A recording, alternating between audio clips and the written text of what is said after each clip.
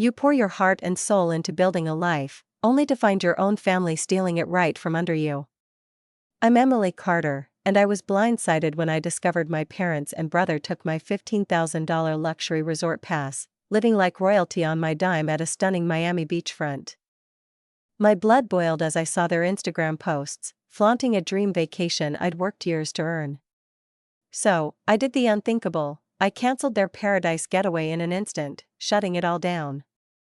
You won't believe how this betrayal unfolded, and I can't wait to share every jaw-dropping detail with you. Let me take you back. I'm 29, a financial advisor in Seattle, grinding 60-hour weeks to build a stable life. I've been independent since 16, scraping by to help my family while my parents, Jack and Linda Carter, struggled with money. Dad's a sales manager, Mom worked part-time retail. Bills piled up, and I stepped in, paying for groceries and utilities as a teenager. Meanwhile, my brother Ethan, 22, was the golden child. They funded his music lessons and a semester abroad he ditched halfway through, while I clawed my way through college with scholarships and side gigs. I was always the responsible one, the one who made it work, no matter the cost. This story isn't just about a stolen resort pass, it's about trust, betrayal, and standing up for yourself. Have you ever felt taken advantage of by the people you love most? Maybe a sibling who borrowed money and never paid it back, or parents who leaned on you too hard. Drop your story in the comments. I want to hear where you're watching from and what you've been through. If this kind of family drama hooks you, hit that like button and subscribe so you don't miss what's coming next. Trust me, this is only the beginning, and the twists will leave you speechless. Let me set the stage for the moment my world turned upside down. After years of grinding as a financial advisor, I finally treated myself to something big, a $15,000 annual membership at Sunset Waves Resort in Miami. It was my one luxury, a reward for sleepless nights and endless hustle.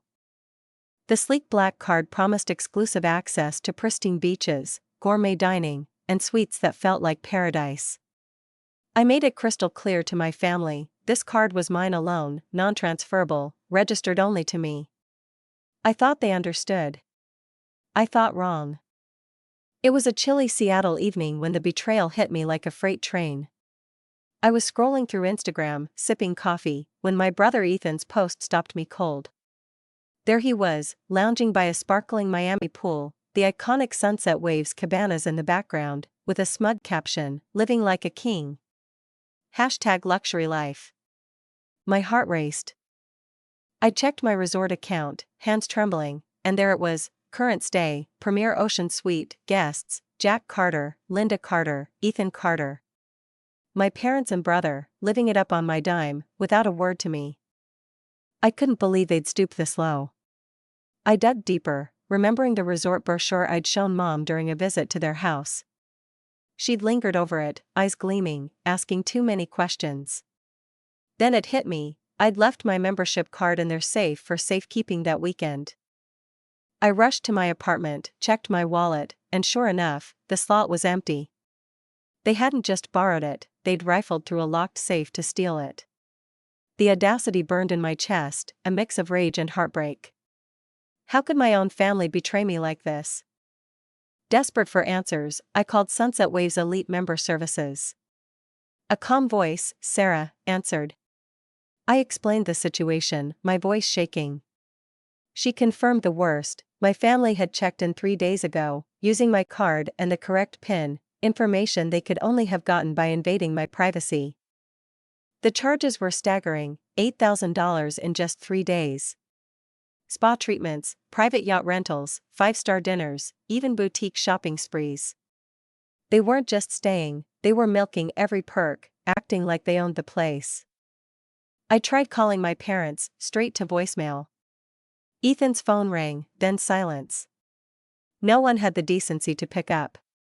I refreshed Instagram, and there was another post from Ethan, this time at the resort's exclusive nightclub, flashing a champagne bottle, captioning it VIP only, thanks to our premium status. Our status? He hadn't contributed a penny. None of them had. I scrolled further, seeing my mom posing at a beachfront restaurant, Dad getting a massage at the spa. Each photo twisted the knife deeper. They weren't just using my membership, they were flaunting it, parading their entitlement for the world to see. The betrayal wasn't just financial, it was personal. I'd sacrificed so much for this family. At 16, I worked retail to cover our electric bills while my parents struggled. I put myself through college with scholarships and late-night shifts, while they found money for Ethan's music lessons and a semester abroad he abandoned. I'd always been the rock, the one who made it work, and this was my reward? A stolen card, a maxed-out account, and a family that didn't even bother to ask. I sat there, staring at my phone, the weight of their deception sinking in. Part of me wanted to scream, to fly to Miami and confront them on that pristine beach. But another part, the part that had always cleaned up their messes, felt crushed. How could they justify this? Did they think I wouldn't notice? Or worse, did they think I owed them this luxury because I'd made it? The question swirled, but one thing was clear, this wasn't a mistake. This was a calculated plan, and I wasn't going to let it slide. My family's betrayal cut deeper than I could have imagined, and I was spiraling. I needed perspective, someone to ground me. So, I called my best friend, Chloe, pouring out the whole sordid story, my parents and Ethan stealing my $15,000 resort pass, racking up $8,000 in charges, flaunting it on Instagram like they'd earned it. Chloe didn't hold back. "This isn't new, Emily," she said, her voice firm. "They've used you before, your car loan, Ethan's phone bills. They think your success is their free ride. You've got to shut this down. Cancel the card now." Her words hit hard, echoing years of excuses I'd made for them.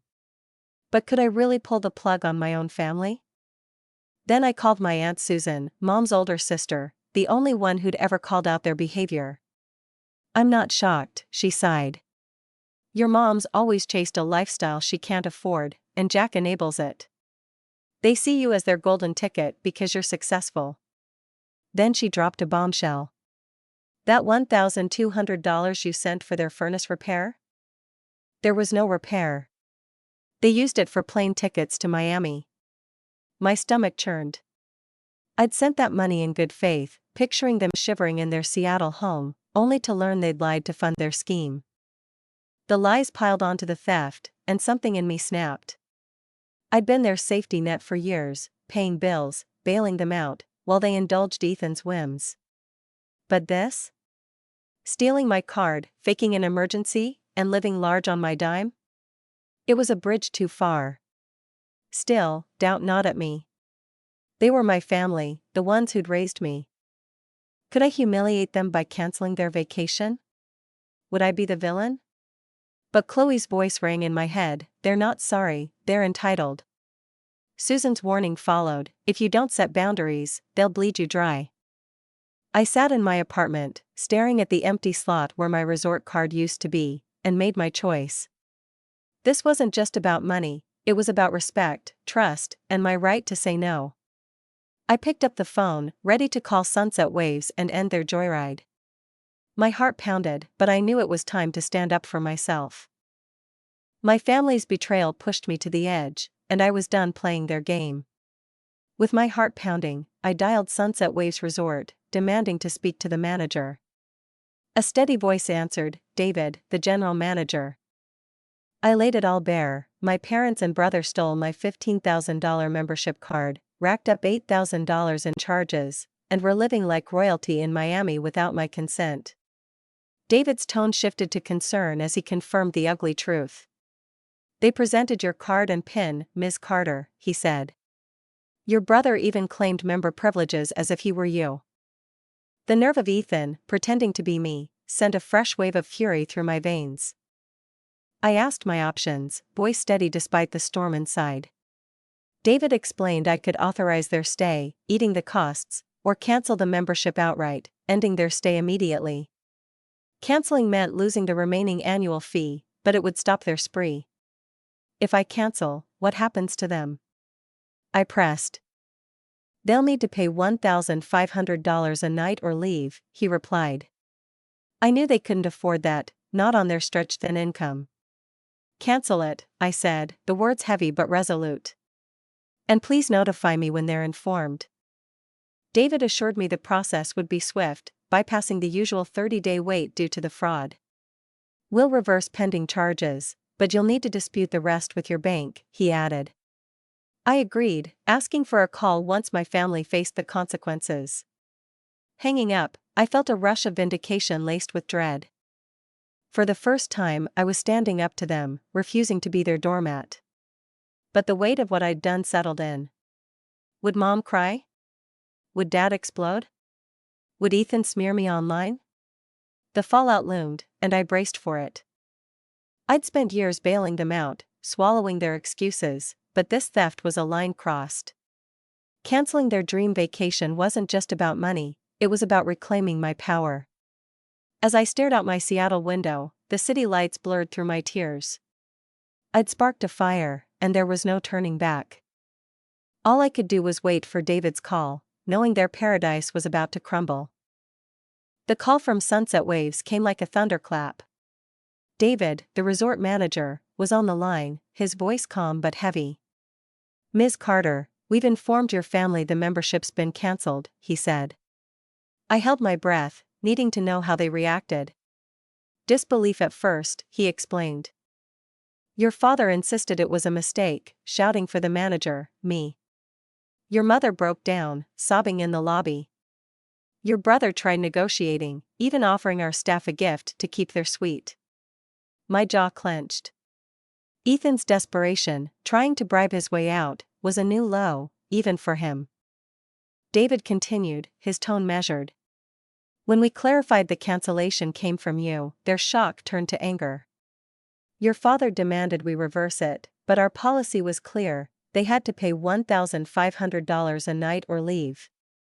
I knew they couldn't afford it, not with their maxed-out credit cards.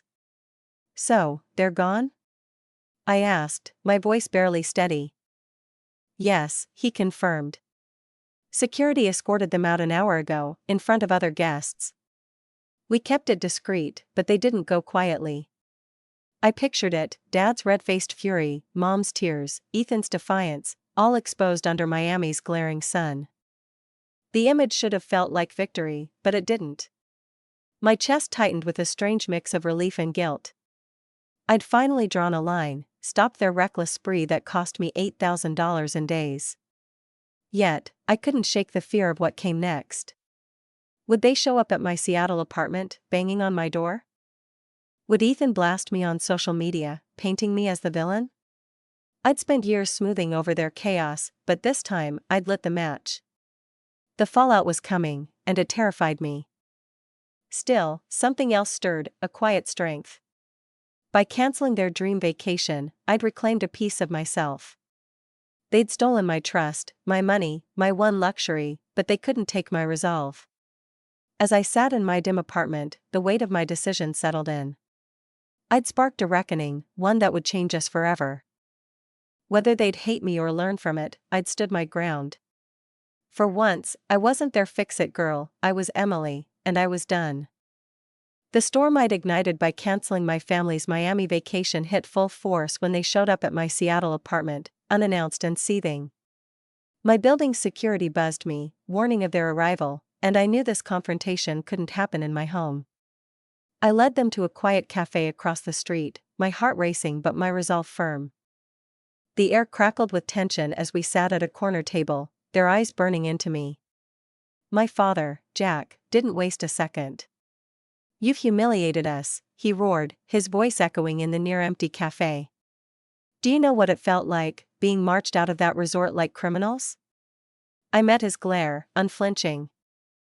Do you know what it felt like to find my own family stole my $15,000 membership card and blew $8,000 without asking? My words hung heavy, slicing through his outrage. My mother, Linda, jumped in, her voice softer but dripping with manipulation. We were going to pay you back, Emily, she insisted, though her eyes darted away. We just wanted a little break. I laughed, bitter and sharp. With what money, Mom? 3 weeks ago, you begged for $1,200 for a furnace repair that never happened. You used my money for plane tickets. Her face crumpled, but she didn't deny it. Ethan, my brother, leaned forward, his smirk venomous. "You're just jealous," he spat. "You're stuck slaving away in Seattle while we were living it up. You couldn't stand us having fun." His words stung, but I saw through them. "Jealous?" I shot back.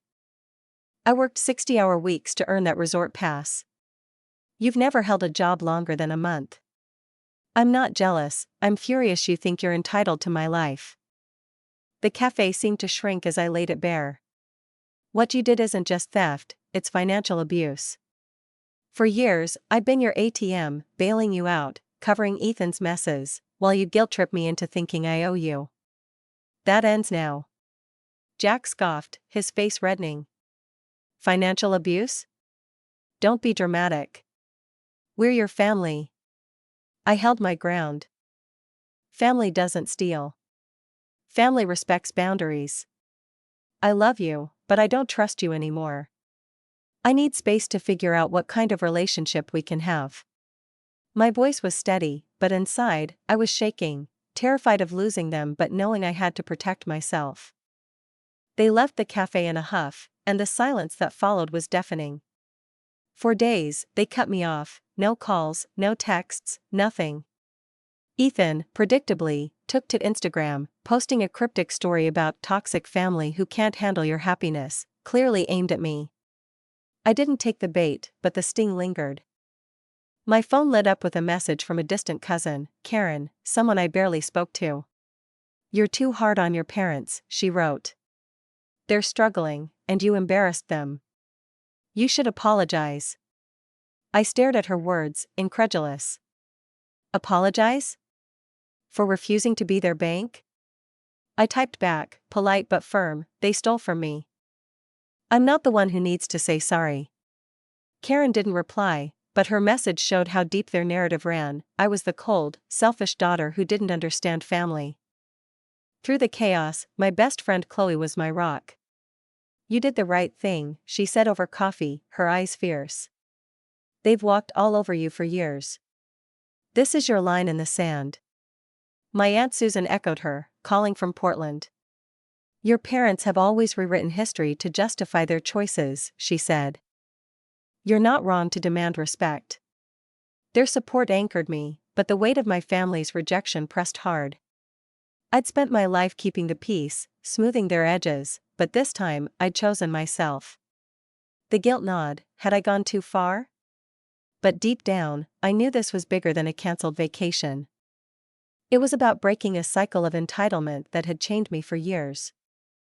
As the days passed, I braced for more fallout. Would they show up again, demanding I fix their mess? Would Ethan's social media rants escalate? I didn't know, but I felt a flicker of strength. By calling out their abuse and setting boundaries, I'd taken back my power. This wasn't the end of our story, but it was a new chapter, one where I refused to be their doormat. I was Emily Carter, and I was finally free to choose myself. After the cafe showdown, I knew our family was at a breaking point. I'd set boundaries, but the rift felt like a chasm. I didn't want to lose them, so I proposed a radical step: family therapy. Convincing them was no small feat. My father, Jack, grumbled, "We don't need a stranger to fix us." But Mom, Linda, softened, her voice weary. "Maybe it's worth a try." Ethan shrugged, indifferent but willing. I found Dr. Rachel, a therapist specializing in financial conflicts, and booked our first session, hoping for a miracle to mend what was broken. In Dr. Rachel's office, the truth unraveled. Jack and Linda clung to a narrative that my success as a Seattle financial advisor was their achievement. "We sacrificed for you," Dad insisted, his jaw tight. I countered, voice steady, "I paid my own way through college with scholarships and jobs. I bailed you out for years." Dr. Rachel guided us through the disconnect, asking them to see my perspective. Slowly, they admitted fault. "We thought your resort pass was ours to share," Mom confessed, eyes downcast. "We were wrong." Hearing those words felt like a weight lifting, a crack in their entitlement. The real shock came from Ethan, my brother, who'd always coasted on charm.